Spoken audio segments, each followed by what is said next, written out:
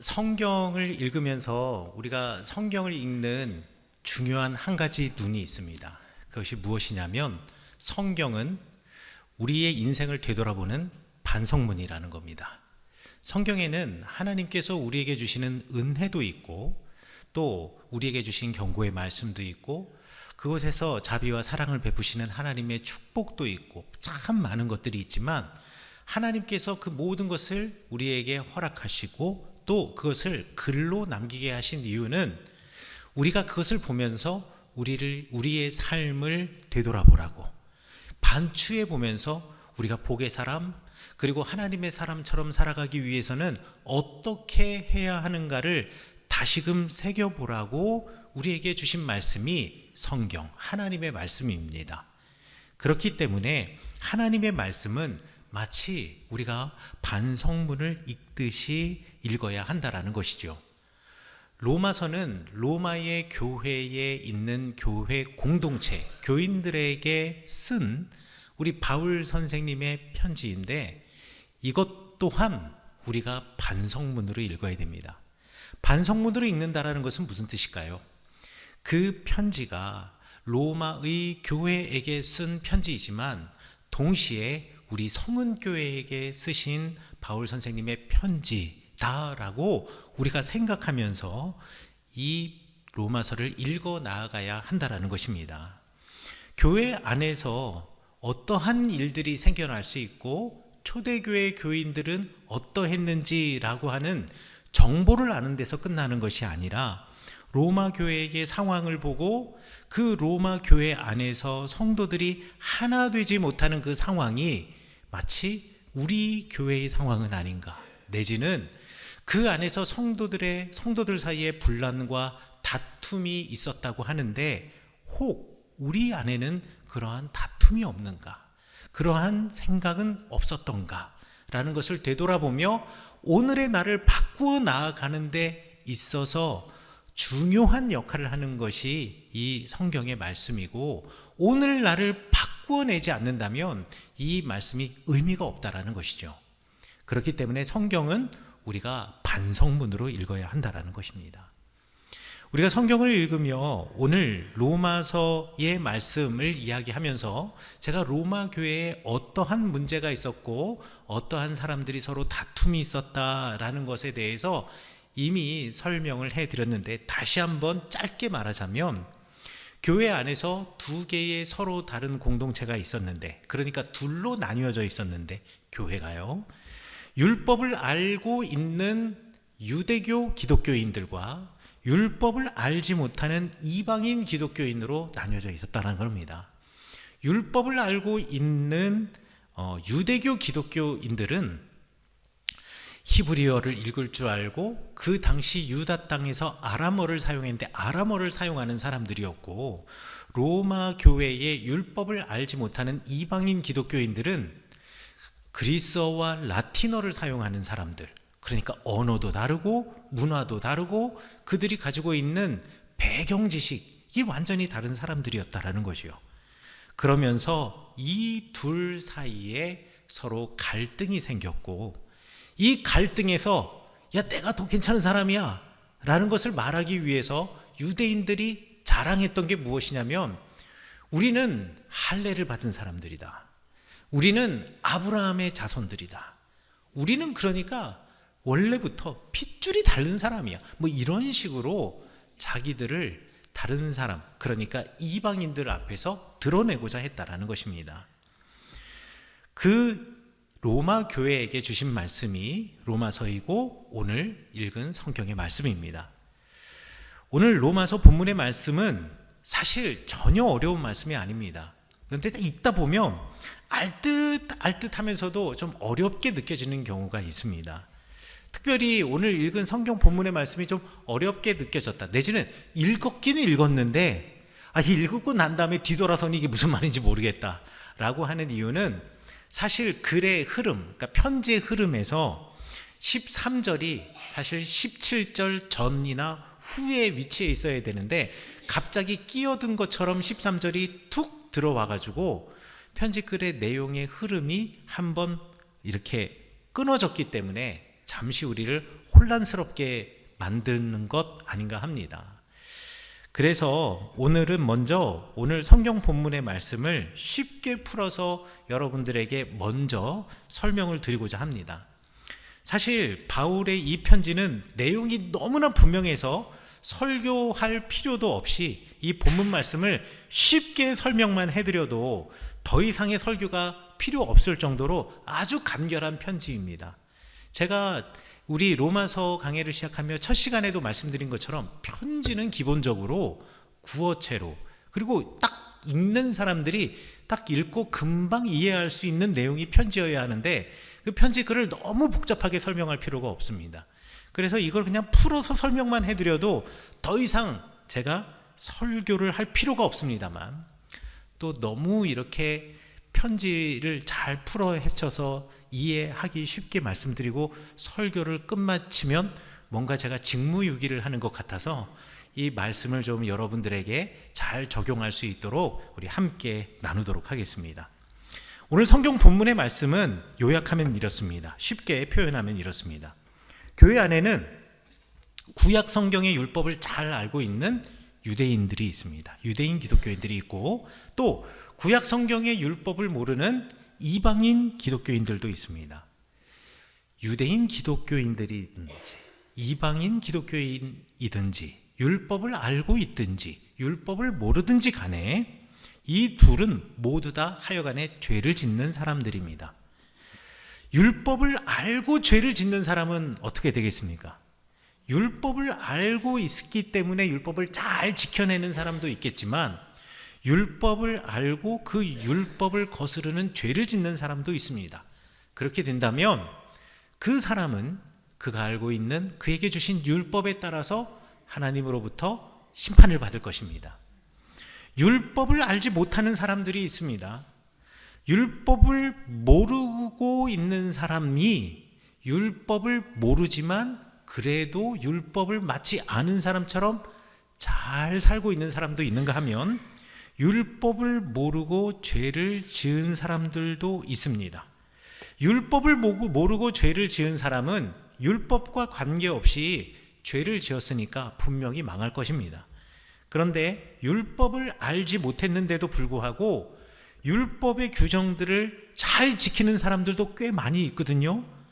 이런 사람들이야말로 정말 놀라운 사람들 아니겠습니까? 왜 이런 일이 있을 수 있을까요? 그 마음에 하나님이 이미 율법을 새겨놓았기 때문이었다라고 바울 선생님이 말합니다. 여기까지는 다 동의하실 겁니다. 자, 그런데 이제부터가 여러분들을 혼란하게 할 겁니다. 그러면 율법을 몰랐기 때문에 율법을 거스르며 사는 사람들, 율법을 몰랐기 때문에 율법을 지키지 못하며 살게 된 사람들은 어떻게 될까요? 이방인 그리스도인들처럼. 지금 유대인 기독교인들은 저 이방인 기독교인들이 율법을 알지 못해서 율법을 제대로 지키지 않는다라고 비난을 하고 있는데, 그렇다면 그 사람들은 어떻게 할까요? 바울 선생님은 모든 사람들의 마음에는 이미 하나님의 율법이 새겨져 있기 때문에 그대로 살았는지를 하나님께서 판단하실 것이라고 말합니다. 그러니까 율법을 모르는 이들에 대해서, 하나님에 대해서 잘 알지 못하는 사람들에 대해서 너희들 유대인 기독교인들이 판단할 것이 아니라 판단하시고 판가름하시는 분은 오직 하나님이시기 때문에 너희들은 그들을 죄 있다, 죄 없다 하지 말라라는 것이 오늘 로마서에서 이 편지글에서 바울 선생님이 하시는 말씀입니다. 그러면서 유대인 기독교인들에게 이렇게 이야기하죠. 오히려 부끄러워해야 할 것은 율법을 알고 있다고 하면서도 그대로 살아가지 않는 것이 문제이지, 그게 부끄러워할 것이지, 너희들 율법을 알고 있는 사람들이 해야 할 것은 내 삶을 보고 부끄러워해야 하는 것이지 판단하는 일이 아니다. 이것이 오늘 설교 말씀의 전부입니다. 끝. 네, 그런데 이것을 풀어드려야죠. 자, 그러면 이 설교 말씀에서 바울 선생님이 말씀하시는 두 가지가 있습니다.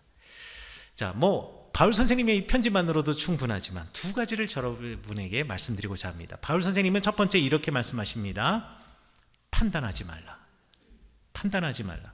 율법을 먼저 알고 그 율법을 따라 할례라는 것을 받은 유대인 기독교인들이 할례 받지 않은, 그러니까 율법을 온전히 지켜내지 못하는 이방인 기독교인들을 판단하지 말아라. 외적인 표지로 할례라고 하는 것을 너희들이 했다라는 것, 그 사실 하나로 그게 너희들의 자랑이 되어서 다른 사람을 판단하지 말라. 오늘의 교회에서도 외적인 표지나 행위로 타인을 판단하는 경우가 있습니다. 여러분, 목회자인 저는 여러분들보다 신앙이 좋을까요? 저는 꼭 그렇다 생각하지 않습니다. 제가 대신방을 하면서 또 여러분들 전화로 신방을 하면서 여러분들과 대화를 나누고 여러분들이 삶을 나누어 주시고 또 기도 제목을 나누어 주시고 이거 들을 때마다 제가 얼마나 큰 은혜가 되는지 모릅니다. 야, 정말 참 신앙인이시구나. 정말 깊은 신앙을 갖고 계시구나. 제가 그러면은요, 그걸 꼭 써놓거든요. 이거 꼭 써놓고 나중에 어디 가서 설교할 때 꼭 씁니다. 여러분들에게 미리 말씀드리도록 하겠습니다. 왜 그러냐면 그게 너무나 감동이 되어서 써놓습니다. 저보다 여러분들의 신앙이 훨씬 더 좋을 수 있습니다. 그런데 목사라는 이유로 제가 여러분 앞에서 내가 신앙이 좋다 자랑할 수 있겠습니까? 또는 제가 여러분의 신앙을 판단할 수 있겠습니까? 그러지 말라라는 겁니다. 우리 교회 공동체, 신앙 평신도 공동체 어른으로 장로님들을 모셨습니다. 그러면 장로님들의 신앙은 여러분들의 신앙보다 월등히 뛰어날까요? 꼭 그렇지 않을 수도 있습니다. 여러분들이 권사님이 계십니다. 권사님은 집사님들보다 신앙이 훨씬 더 좋을까요? 아니, 그렇지 않을 수 있습니다. 아니, 집사님, 권사님, 장로님, 목회자가 있는데 그렇다면 아무런 직분이 없는 성도라고 불려지는 귀한 하나님의 사람들보다 과연 신앙이 우리가 훨씬 더 좋을까요? 직분을 갖고 있는 사람들이? 그렇지 않을 수 있습니다. 그런데 외적인 표지나 내가 가지고 있는 무언가, 행위로 다른 사람을 판단하고자 하는 사람들이 있더란 말입니다. 왜 그럴까요? 왜 그렇게 누군가를 판단하려고 할까요? 나는 새벽 예배를 드리기 때문에 새벽 예배 드리지 않는 사람은 신앙이 안 좋다. 물론 그렇게 판단하시는 분은 없지만 판단할 수도 있을 것이고요.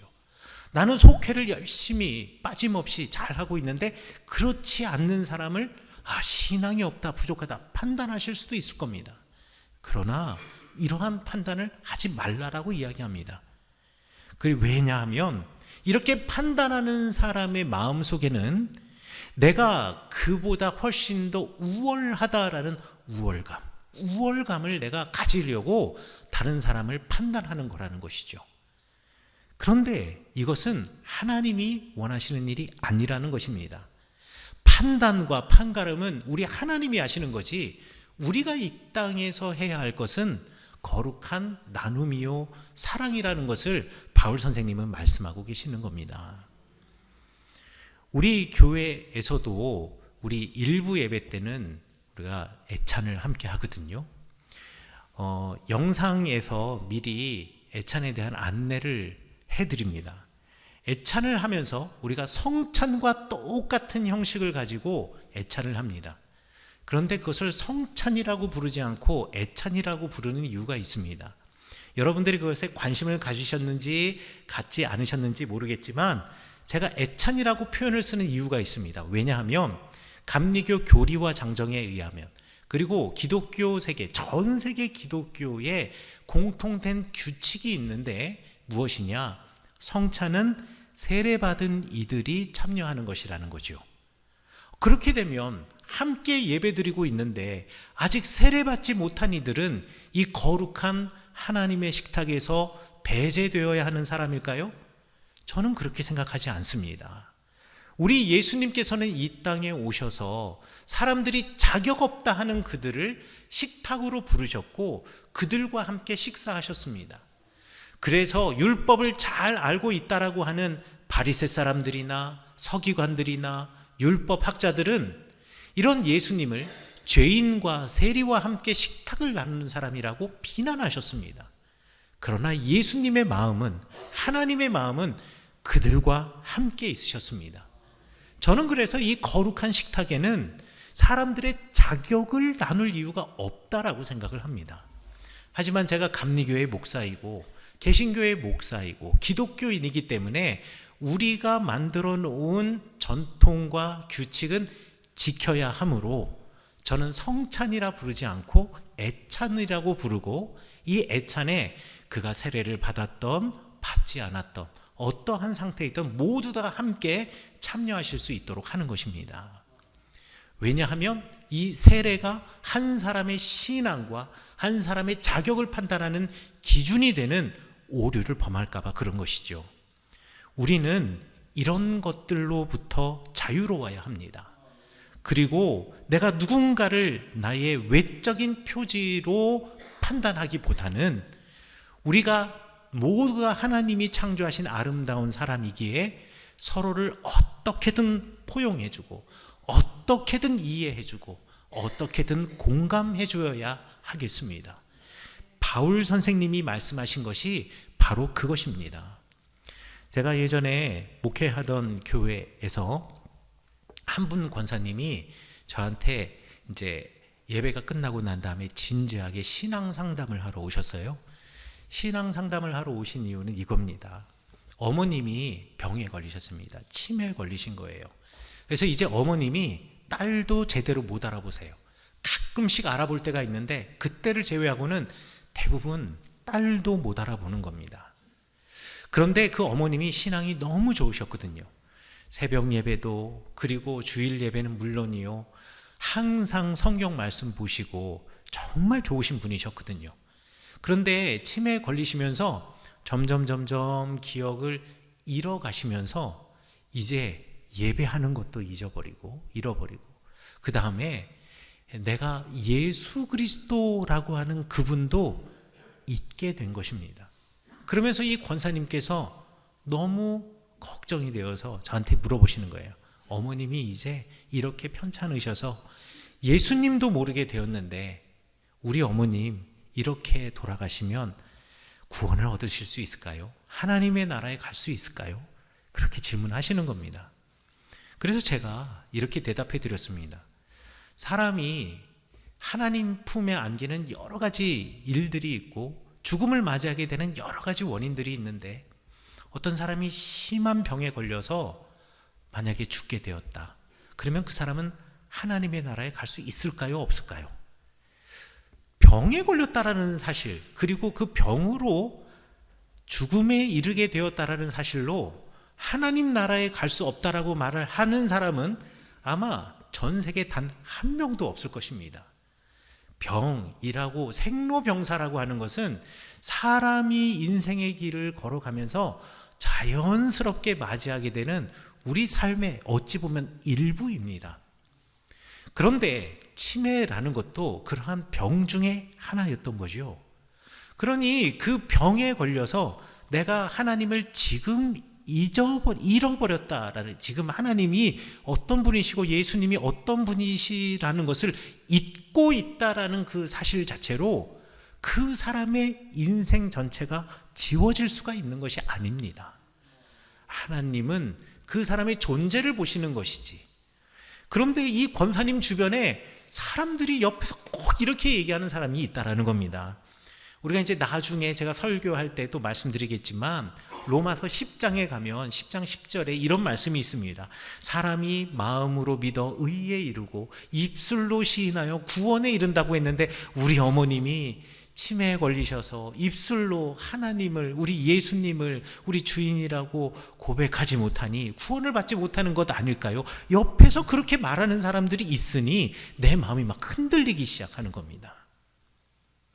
옆에서 판단하는 사람, 옆에서 훈수 도는 사람, 그리고 옆에서 한마디 거드는 사람이 지금 그 인생의 파도를 넘어가는 사람의 인생을, 마음을 막 흔들어 놓는 것입니다.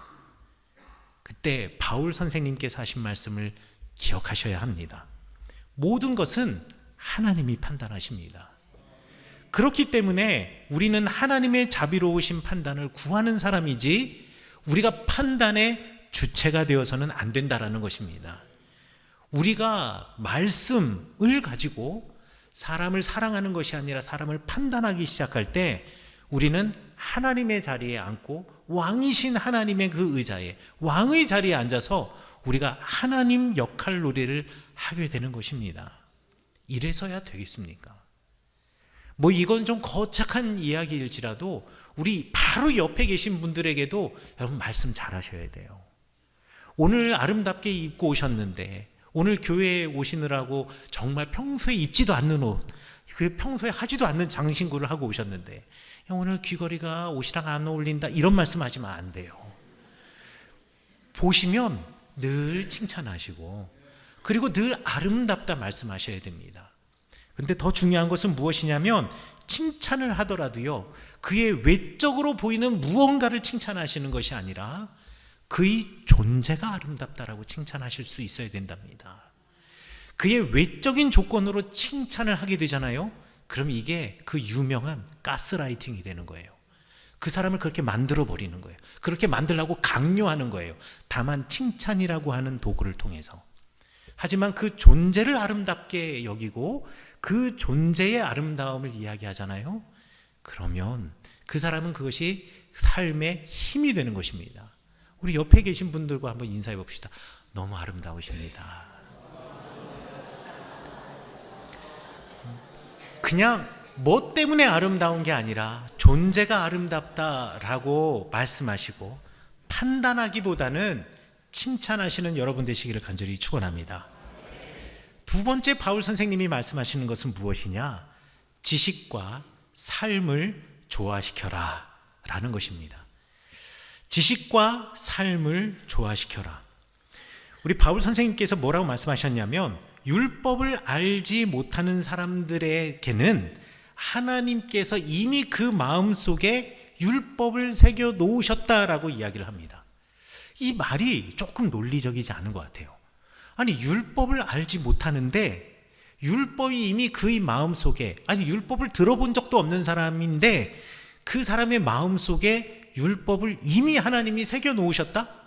그래서 율법을 알지 못하는 사람도 율법을 알고 있는 것처럼 살아가는 사람들이 있다? 이게 말이 안 되지 않나요? 그런데 그 율법을 말하면서 바울 선생님이 든 세 가지 율법의 예가 있었습니다. 그게 무엇이냐? 첫 번째, 도둑질하지 않는 것이었습니다.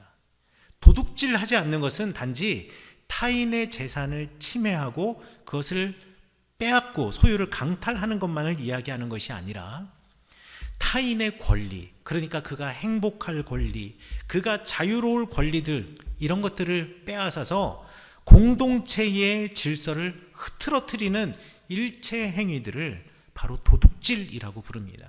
도둑질하지 말아라. 두 번째 말하는 건 뭐냐면 배우자가 아닌 사람과 잠자리를 같이 하는 간음을 하지 말아라.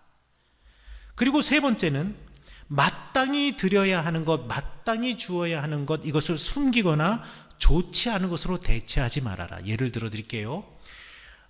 바울 선생님이 계신 당시에는 예루살렘에 성전이 있었습니다. 성전에서 예배 드릴 때 사람들이 소나 양이나 염소로 하나님께 예배 드리는데요. 성경 말씀에는 가장 좋은 것을 가지고 가서 그것으로 제물을 드리게 돼 있고 흠이 없는 것, 뭐 가장 좋은 것은 사람들마다 주관적이기 때문에 뭐라고 말할 수 없지만 흠이 없는 것을 드려야 한다라는 원칙이 있었습니다. 그런데 우리 집에 100마리의 양을 기르고 있는데 99마리는 건강한데 한 마리는 약간 골골해요. 그러면 제사를 드리는 사람의 입장에서는 요 한 마리 골골한 것은 드려도 아깝지 않을 것 같거든요. 그러니 이거를 드리고자 하는 사람들이 있었다라는 겁니다. 그리고 그거를 드리는 사람이 있다라는 말입니다. 우리가 여러분들 생각해 보세요. 제가 이거 어디 가서 얘기하지 마세요. 어느 곳에 가가지고 아니, 어느 곳에 가면 좀 그러니까 어느 목사님 댁에 가가지고 인사를 드리고 제 뒤돌아 나오는데, 그 목사님이 저한테 이 목사 이거 가져가 하면서 보자기에 씌워진 과일 상자를 주셨어요. 그래서 그 과일 상자를 제가 받아가지고 감사합니다 받아가지고 나와서 집에 딱 와 보니, 열어보니 이미 멍도 많이 들었고요, 수들수들한 거예요. 그래서 아내가 보자마자 이건 좀 먹기가 힘들 것 같아, 그래가지고 전부 다 음식물 쓰레기로 나갔어요. 그래서 그 집의 쓰레기를 제가 정리해 드렸어요. 여러분, 이거 상식적입니까? 윤리적입니까? 아니죠. 여러분, 간음하는 것, 내 아내가 있는데 다른 여인과 잠자리를 하는 것, 상식적인 일입니까? 윤리적인 일입니까? 아니죠. 자, 도둑질하는 것, 상식적인 일입니까? 윤리적인 일입니까? 아니죠. 성경에 나와 있는 율법이 뭐 그리 어마어마하고 대단한 것이 아니라는 겁니다. 성경에 나와 있는 율법은 그가 가지고 있는 사회적인 책임, 윤리, 그리고 상식이라는 거예요. 그런데 이 사회적인 윤리와 상식, 그리고 양심이라는 것을 하나님이 율법을 알지 못하는 사람들에게도 다 새겨놓았다는 거죠. 여러분, 양심 없는 사람이 세상에 어디 있습니까? 윤리와 상식을 모르는 사람이 어디 있습니까? 다 하나님께서 그의 마음속에 새겨놓았다는 것이죠. 바울 선생님은 이방인들의 예를 들면서 이 상식을 지키지 못하는, 율법을 안다라고는 말하지만 상식을 지키지 못하는 유대인들을 나무라기 위해서 이 말씀을 하신 겁니다. 너희들 기본적인 상식과 기본적인 윤리와 양심도 지켜내지 못하면서 네가 가지고 있는 율법의 외적 표지, 너희들이 유대인이다, 너희들이 할례 받은 사람들이다 라는 것을 가지고 이방인들, 교인들을 판단한다라는 것, 이것은 하나님이 원하시는 일이 아니다라는 것입니다. 기독교 사회문제연구원에서 2024 사회 현안에 관한 개신교인 인식조사 연구를 했고요. 거기에서 2024년을 기준으로 비기독교인들 중에서 어떤 종교, 비기독교인들이 어떤 종교를 가장 신뢰하는가를 물어보는 질문에 비기독교인들, 기독교인이 아닌 사람들이 이렇게 대답을 했습니다. 1위, 첫 번째 제일 1위 종교가 뭘까요? 불교입니다. 전체 응답자 중에 호감도가, 그 종교에 대한 호감도가 50%입니다. 어마어마하죠. 그러면 마음속에 생각해 보세요. 기독교는 몇 위가 될지, 우리 개신교는 몇 위가 될지. 그럼 2위는 뭘까요? 천주교입니다. 천주교 46.7%입니다. 그러면 우리 기독교는 몇 위요? 3위였으면 좋겠죠? 아닙니다. 3위는 원불교였습니다.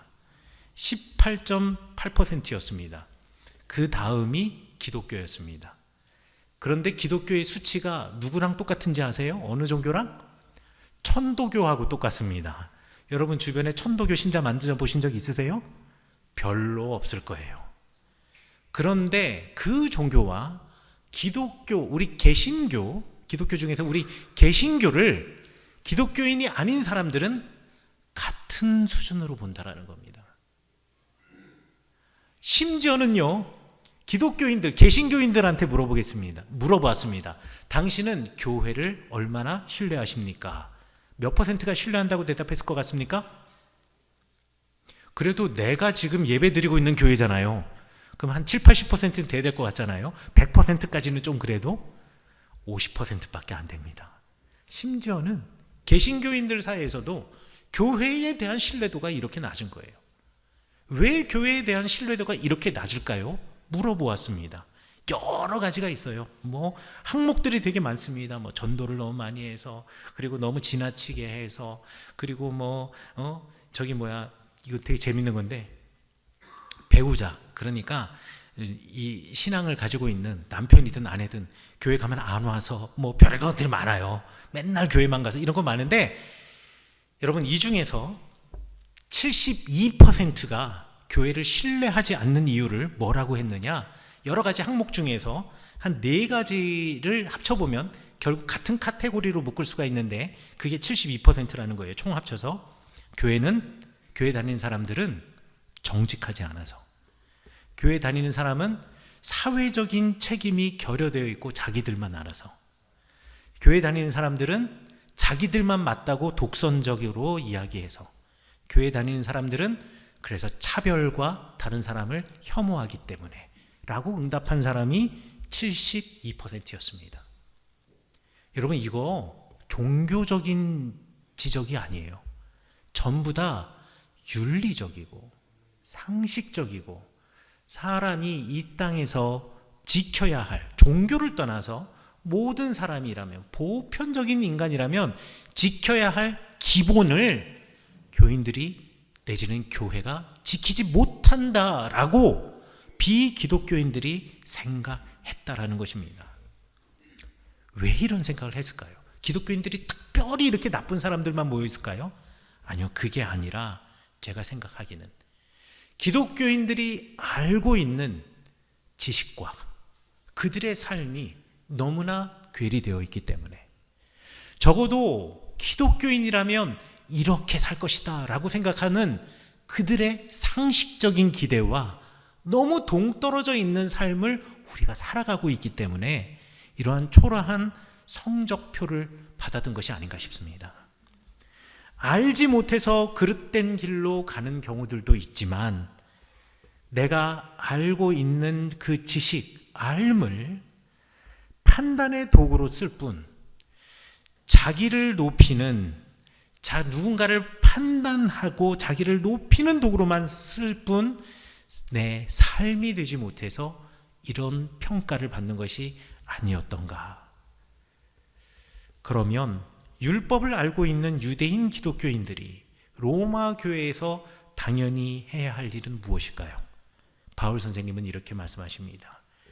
그들의 조상에게 주어졌고 그들이 지켜내고자 하는 하나님의 율법을 잘 지키며 하나님의 백성이라는 자기의 정체성을 온전히 지켜나가되, 율법을 알고 있다고 자만하지 말고 먼저 율법을 받은 이로 내가 누구를 판단하는 자리에 서는 것이 아니라 하나님의 심판대에서 내가 제일 먼저 서서 내가 제일 먼저 판단받는다라는 사실을 알고, 구체적으로 할례의 흔적이 내 몸에 있지만 일상에서 지켜야 할 도덕과 상식은 기본으로 우리가 지키되, 그것 위에 하나님의 말씀과 그 믿음을 더하여 살아가는 것, 이것이 바로 하나님을 알고 예수 그리스도를 우리 인생의 주인으로 고백하는 우리가 마땅히 해야 할 바이고, 너희 율법을 알고 있는 유대인들이 마땅히 해야 할 바이다. 저는 이것이 우리 교회에게 주시는 주님의 말씀이라고 믿습니다. 우리가 알고 있는 하나님의 말씀, 우리가 알고 있는 그 기준을 가지고 다른 사람을 판단하는 일 멈추어서야 합니다.